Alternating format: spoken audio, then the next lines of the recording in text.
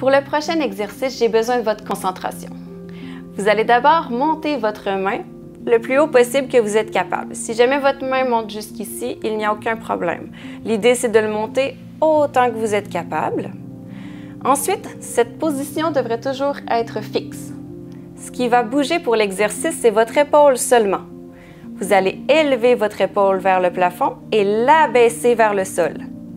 Seulement l'épaule qui bouge. On lève vers le plafond et on abaisse vers le sol.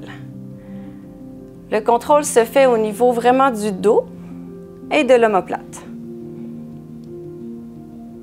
On lève et on abaisse.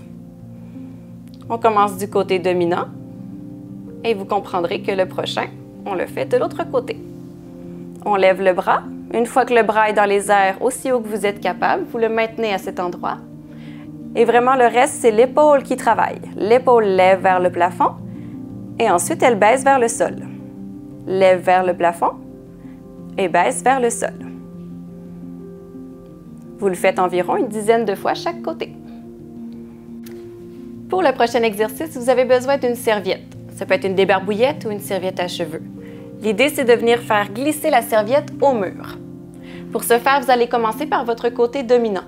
Vous allez prendre votre main et l'appliquer sur la serviette, tout en conservant un dos droit, le menton rentré toujours, et l'épaule relaxe vers l'arrière. Vous allez venir dessiner certaines formes. Pour un niveau de difficulté un peu plus élevé, vous vous agrandissez vos formes. Plus vous faites de grands mouvements, plus c'est difficile. On travaille l'endurance de l'épaule avec cet exercice. Ce que vous pouvez faire, c'est dessiner votre alphabet. L'idée, c'est de faire de grandes lettres tout en contrôle. Si vous avez besoin d'une pause parce que vous avez de la douleur ou quelconque symptôme, vous pouvez retenir la lettre où vous étiez rendu. Une fois le côté dominant fait, vous passez de l'autre côté. On conserve toujours un dos droit, une respiration fluide.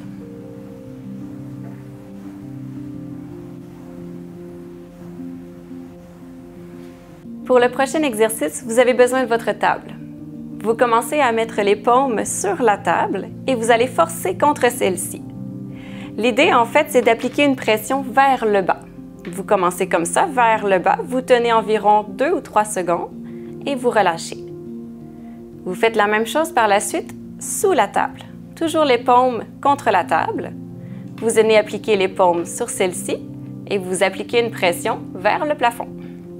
Toujours le dos droit, le menton rentré. On force, on tient 2-3 secondes. Ce que je vous suggère, c'est de le faire en alternance. On pousse contre le sol et on pousse vers le plafond. Ceci est le niveau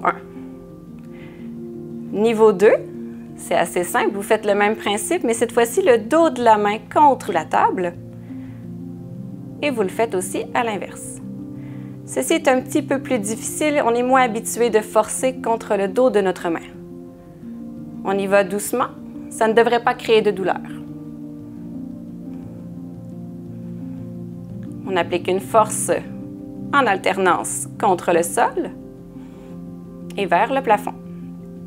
On conserve le dos droit. Ça ne devrait pas créer de douleur. On le fait environ une dizaine de fois. Pour le prochain exercice, vous allez reprendre une serviette. Peu importe la façon que vous la pliez, l'idée, ça va être de forcer contre celle-ci. Vous la prenez, vous pouvez la mettre en boule comme ceci. Vous allez appliquer une pression avec vos 2 paumes en même temps. Vous conservez le dos droit, vous avancez vos fesses comme d'habitude. Vous allez dégager vos coudes aussi des appuis-bras. Vous allez appliquer une pression pour forcer contre la serviette. L'idée, vous allez le sentir, ça va être de faire forcer les pectoraux. Alors, vous appliquez une pression comme si vous venez presser dans vos paumes, mais cette fois-ci, c'est contre la serviette. Vous appliquez une pression selon votre niveau. Ça peut être léger, ça peut être modéré, ça peut être beaucoup. C'est comme vous le sentez, je ne veux pas créer de douleur. Vous appliquez votre pression. On le fait une dizaine de fois. On tient environ 2 ou 3 secondes à chaque fois.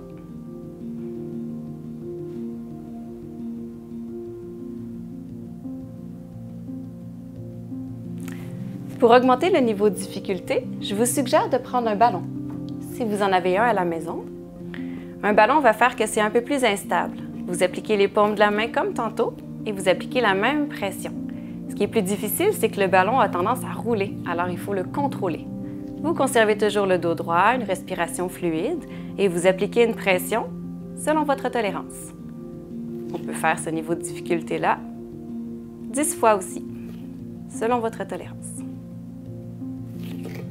Le prochain exercice est un petit défi pour vous.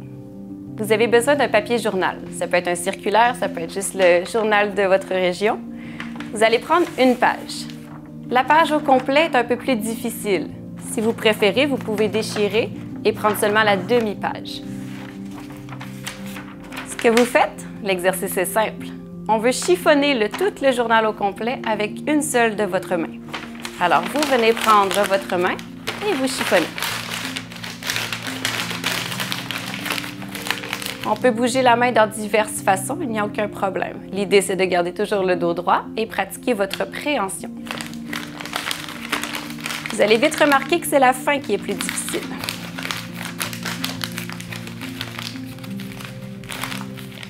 On fait du mieux qu'on peut. Il est important de ne pas venir appuyer la boule contre votre cuisse. Vous comprendrez que c'est tricher. Vous faites évidemment le même principe avec l'autre main. On peut soit prendre la même, c'est un peu plus facile vu que le papier sera déjà chiffonné, ou si vous avez un bon papier journal, vous en prenez une autre page.